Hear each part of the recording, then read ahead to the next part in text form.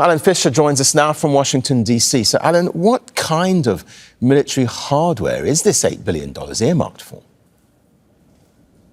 Well, this is likely to be the last shipment that the Biden administration approves. Remember, they've only got 14 days left. It still has to be given the all clear by the Congress, but that's unlikely to get blocked because you would need a two-thirds majority in both houses to stop it.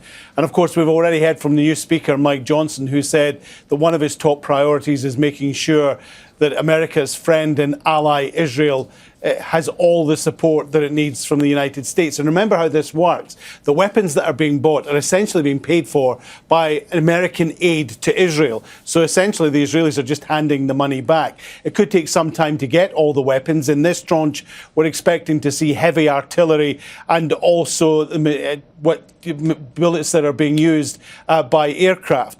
And you have to go back to May last year when Joe Biden said that he wasn't going to supply heavy bombs to Israel if they were going to carry out an operation in Rafah.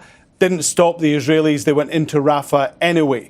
And Joe Biden has been accused of essentially having a silent embargo on Israel by Benjamin Netanyahu. That disproved by the fact that just last month there was another significant transfer of weapons to the Israelis. But there's no doubt that Benjamin Netanyahu will be excited by the prospect of Donald Trump being in the White House. His relationship with him is much, much better than it is with Biden. And of course, he'll be hoping that essentially Donald Trump will give him the green light to do anything he wants in Gaza and in the surrounding areas.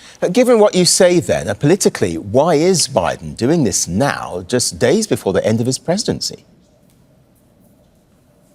One, because he can. Two, because he sees himself as the most pro-Israeli president that has ever been in the White House. You remember just a couple of days after the October 7th attacks, Joe Biden flew to Tel Aviv. I was there when he arrived, saying that he was the first American president to visit Israel during wartime. And he's continued to support them, even though he has alienated some of the Democratic Party base.